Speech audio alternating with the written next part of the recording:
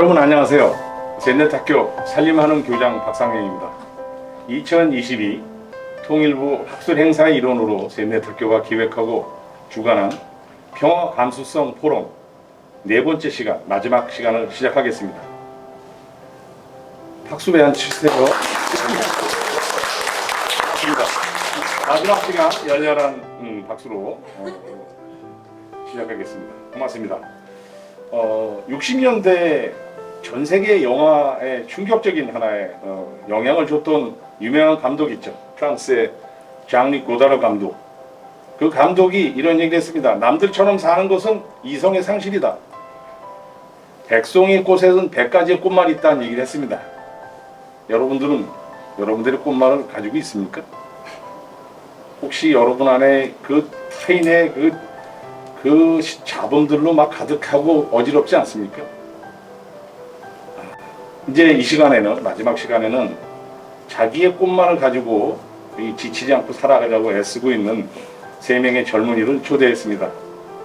저희 셋넷학교에 와서 공부하고 지금은 각지에 흩어져서 자기 삶의 현장에서 일하고 있는 3명의 북조선 출신 이주 청년들을 이 자리에서 모여서 그들의 꽃말을 들어보겠습니다. 첫 번째 이야기를 들려줄 은지는 사회복지사입니다. 은지는 지금 사회복지사로 활동하면서 자기 현장에 있는 고향 사람들의 애환과 어려움을 어루만져주면서 일을 하고 있습니다. 은지가 주는 꽃말 한번 들어보겠습니다.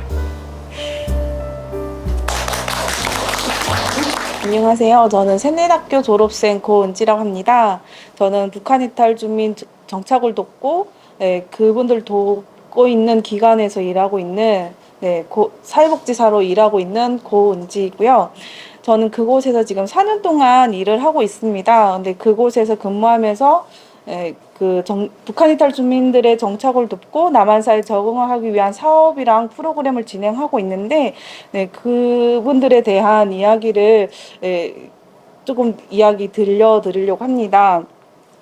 이분들은 이제 남들처럼 좋은 직업을 갖고 사람들과 격없이 교류를 하고 먹고 싶은 게 있을 때 내가 번 돈으로 사 먹을 수 있고 좋은 사람을 만나면서 하나의 가정을 꾸리는 등 내가 지금 여기에서 하고 싶은 일을 하면서 내 인생이 행복하다고 느끼면 성공한 정착 생활이라고 저는 생각합니다. 그런데 모든 북한 이탈 주민들이 정착에 성공하지 못하는 이유들도 있더라고요. 근데 그분들이 이제 왜 부적응하고 이제 부적응한 주민들이 발생하고 우여곡절 끝에 이제 남한까지 왔는데 왜 행복하게 살지 못할까? 라는 생각을 4년 동안 일을 하면서 조금 하게 됐고, 그 수많은 부적응 주민들을 만나보니 2가지 공통점이 있더라고요. 첫 번째는 남한에 살면서 필요한 삶의 지혜를 배우고 경험할 수 있는 시간이 부족했다. 2번째로는 이 삶의 지혜를 경험하도록 기회를 만들어줄 사람을 만나지 못했다.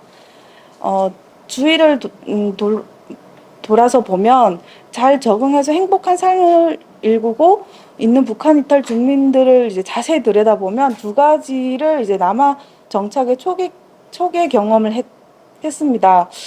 예를 들면 북한 이탈 주민을 유독 잘 돕는 교회들이 있고 그런 교회와 우연히 인연이 되어 신앙을 공부하고 남한 사람에 대해 잘 알아가고 교회 안에서 은인이나 멘토를 만나서 잘 정착과 적응에 성공하는 경우가 있겠고, 또 2번째로는 이제 가장 좋은 얘처럼 저는 이제 셋넷학교라는 그 학교를 만나서 정말 그 훌륭하신 선생님들을 여러 만나서 제가 사회복지사의 꿈도 갖게 됐거든요. 그래서 그런 학교가 아니면 또 어디에서도 배울 수 없는 경험할 수 있고 그런 제가 평소에 경험할 수 없는 것들을 셋넷학교에서 많은 받았기 때문에 제가 이제 사회복지사로서 살아가는데 많은 도움이 됐다. 또 방황하지 않고 지름길은 올 수 있었다라고 생각할 수 있었습니다. 지금도 이제 북한을 이탈해서 남한으로 오는 많은 주민들이 이 두 가지를 수확하지 못하고 혼자 덩그러니 남한 사이에 끼어들고 있는 경우가 많은데, 이들 중에 정착과 적응에 성공할 수 있는 분들이 과연 얼마나 될까라는 생각도 한번 해보게 됐습니다. 저는 지금이라도 최대한 많은 북한 이탈 주민들이 저 두 가지를 통해 행복한 삶을 영위할 수 있도록 돕는 노력이 필요하다고 저는 생각을 하거든요. 그래서 오늘 여기 오신 멘tor 선생님들에게 어떻게 하면 지금보다 더 많은 주민들에게 정착과 적응을 올곧게 돕는 시설, 그리고 기관들이 이제 노출시킬 수 있는지, 그리고 어떻게 하면 이 두 가지가 그 북한 이탈 주민들의 삶을 바꿔줄 수 있겠는지, 또 그렇게 또 주민들을 설득할 수 있을지, 그런 부분에 대해서 대안이나 가이드라인을 제시해 주신다면, 제가 앞으로 하나센터에서 일을 할 때 이제 그분들에게 또 이렇게 돕고 뭐 이 프로그램 진행할 때 도움이 되지 않을까 싶습니다. 남한에 와서 몇 년 됐어요? 하고 질문하면은 5년 됐는데요 하는데, 아니 5년이나 됐는데 아직도 그렇게 제대로 적응도 못하고 힘들어합니까? 이런 얘기들을 많이 합니다. 참 그 얘기 들을 때마다 속상하거든요. 5살 애가 뭘 알겠습니까? 그렇죠? 전혀 체제도 다르고 삶의 문화나 이렇게 다른 세계 속에서 준비도 없이 던져진 채 들어와서 5년이란 시간이 짧다면 짧고 길다면 길지만은 5살입니다. 이제 5살. 조금 더 우리 애정을 가지고 지켜봐줬으면 좋겠다. 일단 우리가 먼저 시선을, 마인드를 좀 바꿔야 되지 않겠나. 그 다음에 어떻게 도울 방법을 공유하는 건 그 다음 문제다, 이런 생각이 듭니다. 두 번째 꽃말을 들려줄 철만이는 뜻한 바 있어서 서울과 수도권을 저버리고 지역사회에서 뭔가 꿈을 이루겠다고 위대한 도전을 했습니다. 대학도 가지 않고 국가 자격증은 10개 이상이나 따고 지금 지역사회에서 중장비 디자인을 하고 설계하는 일을 합니다. 그런데 여전히 지역사회에서 사는 것이 만만치가 않고 벽이 두텁고 힘들다고 힘겨워합니다. 철만이의 힘겨운 이야기를 들어보도록 하겠습니다. 안녕하세요. 현대대학교 졸업생 이철만입니다. 아까 평화감수성이라고 말씀하셨는데, 솔직히 저는 그런 얘기가 조금 멀게 느껴집니다. 저한테는. 그러니까 확 와닿진 않고, 평화감수성 하면 뭐 이런 건가 느낌적으로만 이렇게 지금 알고 있다가, 이제 세 분 멘토 선생님들께서 말씀해 주시고, 또 넓은 시각으로 보시고 또 연구하시고 한 부분을 말씀해 주시니까 되게 또 저도 이제 듣고 나니까 이제 다른 많은 생각이 들게 되는데, 그러니까 저한테 제일 지금 중요한 건 뭐 남북한의 평화도 아니고 평화도 아니고 제 가족의 평화가 제일 중요한 것 같습니다. 예. 그걸 지키는 게 지금 저한테는 제일 큰 사명이고, 그 평화를 지키기 위해서 어떻게 살아야 지치지 않을까라는 말이 되게 와닿고, 어떻게 살아야 될까라는 고민을 좀 많이 하고 있는 중인데, 그러면서 살면서도 그렇게 살면서도 이렇게 제일 힘들게 하는 부분들이 관계인 것 같습니다. 저는 아까 그 선생님이 시작하기 전에 관계에 대해서 말씀하셨고, 또 제가 가지고 있는 자격지심 이런 것들도 있고, 또 그런 부분을 또 이제 박선 선생님께서 또 말씀해 주셨고, 강준 선생님도 이제 그 관계에 대해서 많이 말씀해 주셨는데, 뭐 부부 관계일 수도 있고, 아니면 사회에서 제가 일을 하면서 뭐 직장에서 사회 관계일 수도 있는데, 제일 힘든 건 이제 회사에서 상사와의 관계, 그런 것들이 제일 이제 사람을 좀 힘들게 하는 것 같아요. 왜냐면 그러니까 때려치고 그만두면, 이 상사가 싫어서 그만두면 되는데 또 다른 데 가서 또 있더라고요, 그런 상사가. 근데 정말 힘들게 하는데, 근데 이런 상사들, 이런 관계 속에서 어떻게 하면 자유로울지, 어떻게 하면 잘 보게, 이 사람들하고도 관계를 잘 유지해서 살아갈 수 있을지, 이런 게 제일 걱정이거든요. 왜냐면 제일 힘들고. 그러니까 힘든 건 난데, 이제 그 사람들은 그냥 상투적으로 하는 것들이고, 나는 이제 그게 되게 힘들어하고, 그리고 또 이제 그런 힘듦이 삶에 많은 영향을 미치더라고요. 이제 또 지금 저도 이제 여기 와서 결혼을 하고 아이를 낳고 살고 있는데 이제 사회에서 어떤 이런 받은 관계에 대한 스트레스가 이제 또 이제 애들한테 가고 또 이제 어떻게 보면 가족의 평화가 약간 좀 불안정해지거나 이제 그렇게까지 되더라고요.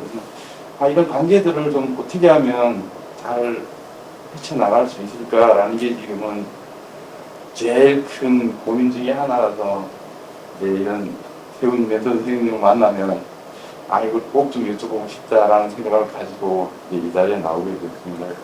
제일 중요한 건 이제 관계 어떻게 하면 지치지 않을까. 그래서 어떻게 하면 뭐 남편의 평화가 아니라 내 가족의 평화를 어떻게 하면 지킬 수 있을까. 예, 이런 부분에서 질문을 좀 드리고 조언을 좀 듣고 싶습니다. 네, 감사합니다. 철만이 얘기를 들으니까 20년 전 제 친구를 만났을 때 이야기가 떠오릅니다. 제 친구를 만날 때 되면 직장생활 막 하면서 만나면서 직장 상사 때문에 일 못하겠다고 너무나도 힘들어합니다.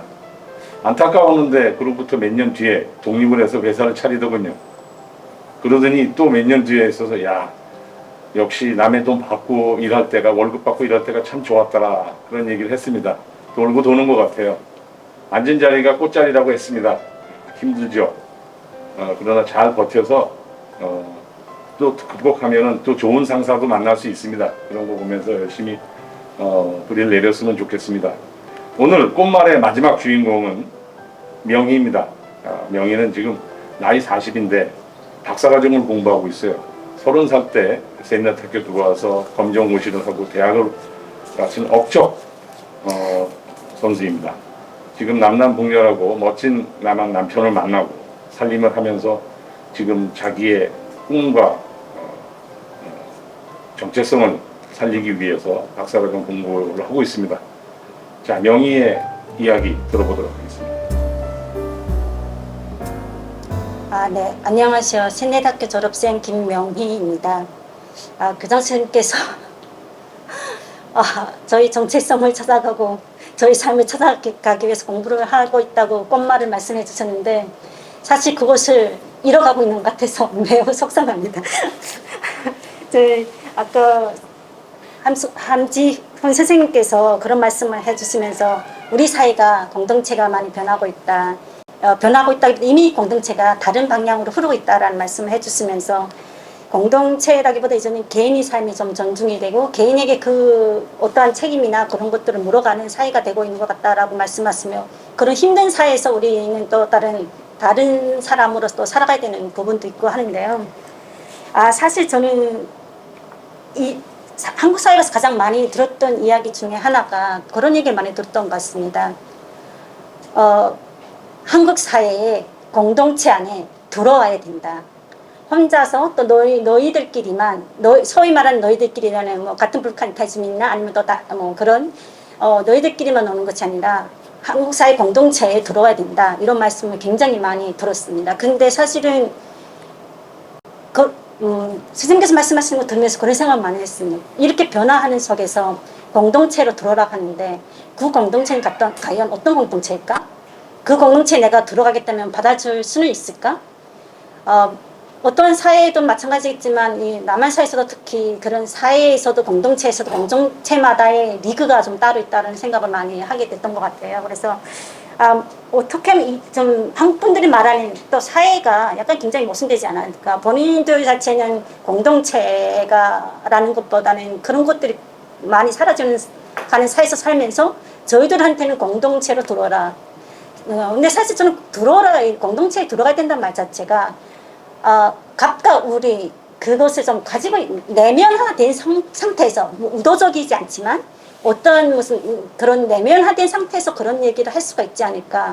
상당히 많아서 굉장히 밑바닥이고 좀 힘든 상황에서 사실은 그런 사회에 들어가라 이런 말 자체도 좀 가진 자의 여유에서만 나올 수 있는 얘기가 아닐까라고 생각을 해보았습니다. 그래서 이런 모순 속에서 우리는 그럼 어떻게 살아야 될까라는 답을 계속 저도 찾아가고 있고 또 찾고 싶기도 합니다. 그래서 좀 더 많은 좋은 말씀들 많이 해주셨지만 이런 것에 대해서 우리가 그럼 이런 속에서 나 자신을 지켜가고 나 자신을 보호해 가면서 이런 사회와 사회에 속하는 것이 아니라 이런 사회와 융화돼서 살아갈 수 있는 그런 마음가짐은 어떻게 가져야 되고 그러기 위해서 나는 어떻게 살아가야 될까라는 고민들을 해보았고요.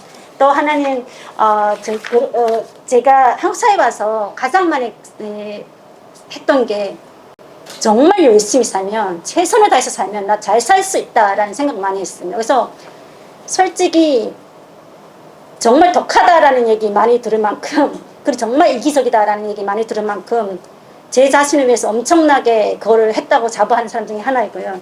정말 토요일, 일요일 휴식해본 적이 없고요. 명절 쉬어본 적 없습니다. 한 8년 정도를 하루에 한 4시간 이상? 5시간도 자본 적이 없이 그렇게 살아왔습니다. 그래서 그러면 저는 정말 잘 살 줄 알았고요. 근데 한 8년쯤 돼서 이러다가 정말 죽을 수 있겠다라는 것을, 그러니까 육체적으로 뭐 병도 오고, 여러 가지 심리적으로도 병이 오고, 여러 가지 이런 이렇게 어려운 것을 딱 겪으면 돼서, 많은 생각이 좀 스스로도 가지더라고요. 그래서 뭐가 잘못됐지? 나는 분명 최선을 다해서 살아왔는데, 정말 죽을 힘을 다해서 살아왔는데, 나는 아직도 내가 여전히 접혀지지 않은 어떠한 그물망을 나는 경험을 매 순간 하고 있구나. 라는 생각을 했어요. 그래서 내가 잘 살 수 있다라는 정의, 이걸 내가 잘못 내린 것일까? 아니, 근데 그렇지도 않을 수도 있다라는 생각도 해보았고, 이런 경계, 이런 묘한 경계 속에서 사실 느끼는 건 한 끗 차이가 느껴지거든요. 근데 그것을 느끼면서 살아가는 나는 왜 이럴까라는 생각도 굉장히 많이 했고요. 또 제가 일을 하면서 공부를 계속 같이 병행을 하면서 살면서 직업 현장에서 많이 느꼈던 것은 사실은 그거였습니다. 능력이었어요. 지금 영향력에 대해서 박사님께서 말씀을 해주셨는데 능력이 있어야 인정을 받을 수 있고 그 능력이 있어야 저는 영향력이 발휘되지 않을까? 역으로? 영향력을 키우는 게 아니라 능력이 있어야 그 영향력이 키워지는 거고 그 영향력이 키워져야 능력이 발휘되는 것이 아닐까? 이것이 이렇게 같이 가는 것은 아닐까? 이런 생각을 많이 하게 됐던 것 같아요. 그래서 이런 속에서 난 진짜 어떻게 나만의 역량? 나만의 이것은 능력? 전 능력하고 역량이 같은 이퀄이라고 생각을 하고 있어가지고요. 좀 박사님께서 말씀하신 게 굉장히 좀 다른 부분이긴 하셨는데, 저는 현장에서 그렇게 느껴졌습니다. 그래서 그게 저 개인적인 그런 뭐 욕심이나 아니면 자격지심? 아니면 또 아직도 나는 탈북민이다라는 그런 게 있어서 그런 건지는 잘 모르겠지만 여러 가지가 복합적으로 존재를 한다고 보고 있는데요. 그런 것을 느낄 적마다 좀 더 정착 기간이 길어지면 길어질수록 많이 공부할수록 또 한국 사회에서 열심히 일을 하면 일을 할수록 나는 왜 점점 더 좁아지는 그 한계를 느끼게 되는 것인가 라는 것에 대해서 굉장히 많이 고민을 하고 그러면 내 속에서 이 영향력을 어떻게 발휘하면 좋을까 라는 생각을 저는 굉장히 많이 고민을 하고 있는 중이었는데요. 그래서 이런 것에 대해서 정말 가지고 있는 저희 고민이 어떤 모순을 가지고 있는 걸까? 라는 생각을 좀 하게 돼서 이런 것에 대해서 좀 또 말씀을 해주시고 특히 박사님들이랑 다 선생님도 그렇고 총장님도 그렇고 다 많이 공부를 하시고 그런 분들이시니까 저희 이런 것에 대해서 말씀을 해주시면 감사하겠습니다. 네. 자, 3명의 샌넷학교 졸업생 얘기를 들어봤습니다. 제가 조선 출신 이주 청소년들을 만나기 시작한 건 2001년부터입니다. 20년이 넘었네요. 그렇게 살아오면서 재밌는 것들은 대부분의 친구들이 자기 인생의 3분의 1은 북조선에서 살았고 3분의 1은 중국에서 살았고 나머지 3분의 1은 대한민국에서 살고 있다. 어쩌면 다양성 사회에서 굉장히 중요한 역량을, 보석 같은 역량을 품고 있는 건 아닌가. 힘든 일도 많겠지만은 그런 것들을 돌아볼 수 있고 그래서 더 좀 힘을 냈으면 좋겠습니다. 이제 오늘 귀한 말씀을 주신 세 분께서 간단하게 이들을 좀 격려하면서 오늘 모임을 아쉬움 속에서 마무리할까 합니다. 함지훈 선생님부터 먼저 좀 말씀해 주실까요? 네, 제가 바로 옆에서 영희 씨 한 얘기를 받아서 좀 하겠는데요.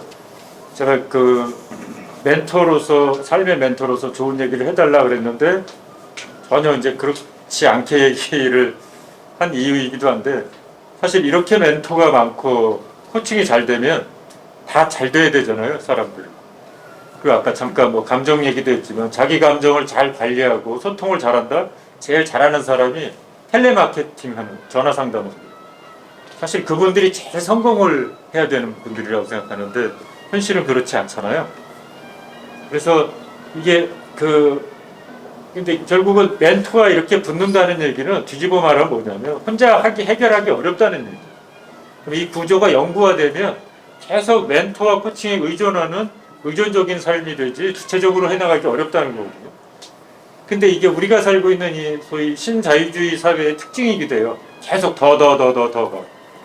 가령 아까 몇 시간씩 열심히 뭐 잠도 줄이고 열심히 몇 년간 하셨다고 얘기를 하셨는데 그게 이제 박상영 선생님이 브런치에 없는 사람들 거기서 성과 사회라는 말을 하는데 그게 그거예요. 옛날에는 누가 감시하고 이제 잘하나 못하나 경찰처럼 지켜보는 가운데 내가 열심히 했다면 신자유주의가 들어오면서 전략을 바꾼 거예요. 네가 너 자아 실현을 위해서 열심히 해야 된다. 이렇게 되니까 이건 내가 스스로 열심히 하지 않으면 내가 무슨 바보가 된 것 같은 생각이 드니까 자기가 자기를 감독하고 자기가 자기를 착취하는 거예요. 끝없이 내가 날 감시하면서. 근데 이게 남이 시켜서 하는 것보다 훨씬 더 많이 하게 돼요. 이게 성과 사회고 결국 피로 사회가 되고 이러다 나 죽을지 모르겠다 이런 결과로 가는 거거든요. 이게 더의 사회예요. 가령 제가 간단히 그냥 행복이 뭐냐 했을 때 제 생각은 예를 들면 이런 거예요. 내가 50만 원이 있으면 셋넷들과 함께 삼겹살집에 가서 내가 먹기 한번 쏘겠다. 이렇게 해서 만든 50만 원은 의미를 형성해내고 만들어내는 거거든요. 이건 굉장히 행복한 일이라고 생각해요. 근데 내가 이 관계가 없이 그냥 내가 50만 원을 가지면 좋겠다는 50만 원이 채워진 순간 나 100만 원 있으면 좋겠는데 채워진 순간 옆에 누가 설마 니네가 어디서 100만 원이 더 생겼다 했더라 그러면 내가 200만 원이 갖고 싶었다는 거예요. 이건 끊임없이 행복해질 수 없는 구조예요. 더. 이걸 가산적이라고 누구는 말했어요. 그러니까 자아실현도 마찬가지고 자아실현이 굉장히 진실인 것 같지만 굉장히 허구이기도 하거든요. 사실 도달하기가 굉장히 어려운 거기도 해요. 그래서 저는 이런 그래서 제가 셋넷 학교를 선택한 건 좋았다는 건 그래도 너 정신 바짝 차리고 세상에 하는 좋은 말 프로파간다 무슨 선전 이런 데 속지 말고 정신 바짝 차려라. 그래서 제가 마지막 일화를 하나 들고 끝내겠는데 뭐 외국 사람 예를 들어 죄송한데 무용하는 현대 무용에 이렇게 첫 발을 이사도라 덩컨이라는 여자가 있어요. 어릴 때 굉장히 가난했어요. 그런데 크리스마스 때가 와가지고 이제 산타 할아버지가 너에게 선물 준다 학교에서 그러는 거예요. 그랬더니 이 이사도라 덩컨이라는 애가 손을 들고 얘기하는 거예요. 우리 엄마가 그랬는데 세상에 산타 같은 건 없단다. 학교에서 선생님한테 애들 있는 데서. 그래서 우리 엄마가 근데 그 엄마가 뭐라 그랬냐면 내가 여유가 있는 집이면 너한테 산타크로스 할아버지가 있다. 이거 그냥 지켜주겠는데 난 가난하고 우리 처지에 안 맞다는 거예요. 그럼 그 가짜 환상의 산타 할아버지가 있다는 걸 믿을 수만 있으면 좋지만 네 형편은 그게 아니니까 그런 사람은 없다. 네가 어리지만 오직 네 정신 하나만을 믿고 너만 네 꼿꼿한 정신을 가지고 그냥 살아가야 된다. 세상에 그런 거는 없다. 그렇게 얘기했다는. 근데 물론 어린아이한테는 가혹하지만 그 삶의 처지와 환경에 따른 진실은 다 다르다고 생각하거든요. 네, 그러니까 우리도 셋넷의 정신으로 그냥 정신 차리고 그냥 살아야 될 것 같아요. 죄송합니다. 네, 감사합니다. 네, 저도 짧게 그냥 한마디 할게요. 네, 선생님께서 굉장히 잘 이야기해 주신 것처럼 정말 남한 사회가 굉장히 이제 개인의 초점을 맞춰서 구성된 사회잖아요. 개인의 어떤 능력을 더 길러야 되고 개인이 사다리를 올라가야 되고 끊임없이 자기 개발해야 되고 그러니까 그러한 어떤 사회 구조 속에서 내가 늦게 어떻게 보면 출발한 사람으로서는 계속해서 부족함을 느낄 수밖에 없죠. 나는 이게 부족하고 이것도 채워야 되겠고 근데 그렇게 나가다 보면 사실은 출발선 자체가 다르기 때문에 부족함을 느낄 수밖에 없고 자격지심을 느낄 수밖에 없을 것 같아요. 저도 마찬가지로 이제 유학을 했을 때 출발이 다른 친구들과 경쟁이라는 개념으로 가면 이건 답이 없죠. 근데 저는 이제 거기에서 좀 더 중요하게 우리가 생각해야 되는 게 어떤 거라고 생각하냐면 우리가 오히려 그 사회성과 관계를 더 활용을 할 줄 알아야 된다라는 생각을 하거든요. 이게 개인에 계속해서 초점을 맞추는 게 아니라 뭐 예를 들면 정말 능력치를 하나 높인다라는 어떤 과제에 있어서도 저는 함께 할 수 있는 부분이 분명히 있을 거라고 생각을 해요. 근데 저는 이제 한국에 와서 한 10년 정도의 텀을 두고 다시 이제 대학에 와서 학생들을 봤을 때 굉장히 안타까웠던 부분 중에 하나가 특히 이제 현재의 20대의 청년들을 보면서 그 공동의 과제를 냈을 때 그 공통 프로젝트를 한 개인이 한 것보다 못하더라고요. 그러니까 우리 생각에서는 1 플러스 1 플러스 1 플러스 1이면 4 정도는 나와야 될 것 같은데 4명이 모여서 한 명분의 프로젝트도 못하는 걸 보고 굉장히 안타깝다는 생각도 들고 아, 이 친구들이 정말 그 공동으로 뭔가를 하는 능력을 많이 잃어버렸구나. 사실 공동으로 할 수 있는 능력은 1 플러스 1 플러스 1 플러스 1 플러스 4가 아니라 4보다 훨씬 이상의 것을 만들어낼 수 있는 능력들이 있어요. 근데 그러한 부분을 계속 상쇄시키고 우리는 1에만 계속 집중을 하고 있거든요. 그래서 그런 부분을 어떻게 내가 더 발휘해서 제가 역량이라는 부분을 얘기한 것도 그런 측면에서 얘기를 드리는 거예요. 그래서 오히려 내가 영어 점수를 더 10점 더 높이기 위해서 어떻게 혼자 열심히 학원을 다녀서 돈을 투자해서 할까라기보다는 좀 다른 차원에서 공동으로 이걸 어떻게 대처를 해야 될까? 내가 관계망을 어떻게 활용을 해서 이런 부분들을 더 확장시켜낼 수 있을까라는 부분에 좀 시야를 좀 돌렸으면 좋겠다는 생각을 했고 또 다른 하나는 이렇게 정말 셋넷 공동체처럼 어떻게 보면 다시 만나도 너무나 안전하고 즐겁고 여기에서 에너지를 얻을 수 있는 어떤 저한테는 그런 공동체거든요. 그러니까 그러한 공동체들, 그러한 관계망들을 많이 만들고 거기에서 즐거움들을 찾아냈으면 좋겠어요. 그러니까 어떤 사회에서 내가 경제생활을 하다 보면 사실 의무로 해야 되는 일들이 굉장히 많잖아요. 해야 되고 이건 해야 되기 때문에 하고 근데 해야 되는 관계에서는 사실 즐거움이 없거든요. 그런 되는 관계가 아니라 해야 함으로써 즐거운 내가 이런 책임을 함으로써 즐거운 관계들을 더 많이 만들고 좀 누리시면서 그 에너지로 또 해야 되는 일들을 그 영역에서 즐겁게 하실 수 있는 그런 힘들을 많이 키우셨으면 좋겠다 그런 생각을 하면서 좀 마무리하려고 합니다. 예, 마지막으로 지석일 박사님께 듣겠습니다. 어떻게 살아야 지치지 않을까요? 여러분 생선 가운데 치자로 끝나는 생선이 많아요. 갈치, 꽁치, 멸치, 참치. 근데 이 치자로 끝나는 생선의 공통된 특징은 꼬리가 길다라는데 치자로 끝나긴 하는데 못 먹는 생선이 있는데 눈치라고. 이게 이제 눈치는 눈 꼬리의 변화를 보고 그 사람의 감정을 읽어내는 거잖아요. 그래서 뭐 아래로 이렇게 내려가면 슬프다, 위로 솟구치면 화났다, 이제 이러잖아요.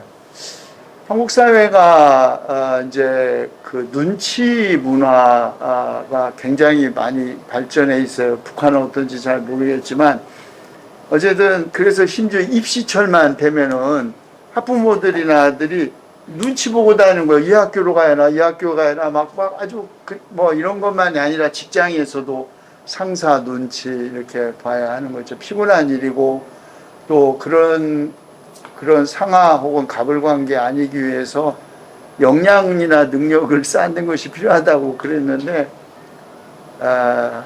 한국 사회 소위 한국 K형 능력주의라고 그러죠. 메리토크라시라고 능력주의에 의하면 아무리 개인이 능력이 뛰어나도 소위 남쪽에서 전라도 출신은 출세 못합니다. 예를 들면 그 다음에 아무리 뛰어나도 동일한 선상에서 여자와 남자가 기회가 균등하지 않아요.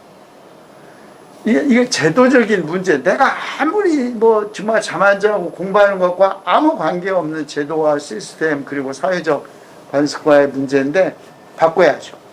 때려 부시고 새로운 가치를 만들어야 합니다. 그것이 공동체가 하면 개인이 만들 수도 있고 그러지만 그런 어떤 낡은 세계관과 가치관을 누군가 도전하고 그리고 자신의 삶에서 나는 예를 들면 여러분 우상이란 뭡니까? 순종을 강요하는 거, 요청하는 거예요. 그런데 우상이라는 게 무슨 뭐 이렇게 나무로 뭐 조각해서 이게 아니고 우리 시대의 최대의 우상이라면 돈이 아니겠어요? 거의 신적인 힘을 갖고 있어요. 그런데 제가 추종자가 없는 우상은 힘이 없다고. 그 추종하지 않는 사람에게 그게 뭔 힘이 있겠어요? 다만 쉽지 않죠. 거대한 사회적 흐름이 오직 돈과 소유와 그 사회적 신분에 의해서 이렇게 능력주의라는 형태로 가는데 나만 거꾸로 간다든지 그런데 용기 없이 될 수 있는 일 아니죠. 신념 없이 될 수 있는 일 아닙니다. 스스로 자족하고 행복한 사람에게 그 강요된 기준이 있을 수 없잖아요. 그런데 저는 스스로 자족하고 스스로 자신을 소중하게 여기고 또 행복할 수 있는 힘은 저는 아까 다 이야기 못했지만 신앙이 준다. 근데 신앙이란 뭐냐? 특정한 종교적 행사에 참여하고 뭐 이거 그냥 형식적인 거죠. 신앙은 우리 유영모 선생이라는 분은 믿음을 밑바닥 소리 그랬어요. 믿음이 있다. 뭐 그러면 뭐가 이렇게 대상을 믿는 게 아니고 밑바닥 소리 좀 많이 해석된 소리죠. 우리의 마음 가장 깊은 밑바닥 소리를 듣는 거예요. 그래야 자기다울 수 있고 그래야 다른 사람의 눈치가 아니라 눈을 봐야죠. 그래서 그런 것에서는 뭐 저는 신앙이 필요하고 우리 경동교회 세네대학교가 처음 시작했던 또 우리 뭐 좋은 교회도 있어요. 나쁜 교회만 있는 게 아니고 좋은 절도 있고 좋은 이런 분들을 스승 삼아서 스스로 이제 공부를 해야. 그런데 한 가지 실질적으로 관계의 문제는요. 우리 다 갖고 있고요. 그래서 성경에 뭐 태초에 말씀이 있었다가 아니라 관계가 있었다. 그런데 관계를 망가뜨리는 것도 회복하는 것도 말입니다. 그래서 제가 한 가지 여러분에게 추천드려요. 데보라 터넌이라는 여자 사회 언어학자가 있는데요. 우리 여러 말로 번역이 됐어요. 이 사람이 엄마와 딸의 관계, 남자와 여자의 관계의 언어예요. 왜 남자는 이런 상황에서 이렇게 말을 해서 여자의 마음을 확 긁어놓는가? 여자는 전혀 그런 의도로 안 했는데 이것이 왜 토라지는가? 이제 그래서 어떤 특정한 상황에서 그리고 예를 들면 여러분 엄마한테 들은 욕 중에 가장 기분 나쁜 욕이 뭔지 제가 물어도 될까요? 이 데보라 터넌이 독일계 미국 언어학자인데요. 자기 어머니와의 관계에서 가장 듣기 싫은 욕. 그래 너도 너 같은 딸년 낳아봐서 길러봐라 이거라는 거예요. 그거 왜 그냐. 그리고 제일 싫어하는 게 몸을 가지고 네 머리 왜 이러니? 또 왜 옷은 근데 이 엄마와 딸의 이 미묘한 관계를 아주 언어적으로 잘 했어요. 제가 그 책을 보고 많이 배웠어요. 실질적인 겁니다. 그러니까 드러난 언어 속에 드러나지 않은 그 의도와 뜻을 이해하고 왜 이렇게 말할까를 이제 이해하는데 많은 도움이 돼서 한번 권하고 싶어요. 데보라 터넌의 You Don't Just Understand Me. 당신을 정말 이해할 수 없어요. 아마 이런 여러 개로 번역이 됐어요. 부부는 꼭 읽어야 할 것 같은. 아쉽지만 마감을 해야 될 것 같습니다. 아픔이 저며올 때면 늘 바다를 생각하라고 김민기가 노래합니다. 살아보니까 늘 삶에는 파도를 치더군요. 그럼에도 불구하고 지금 여기에서 우리 행복했으면 좋겠습니다. 2022 통일부 학술 행사의 일환으로 세네대학교가 기획하고 주관했던 평화 감수성 포럼을 마치겠습니다. 여러분 감사합니다. 수고하셨습니다. 수고하셨습니다. 자,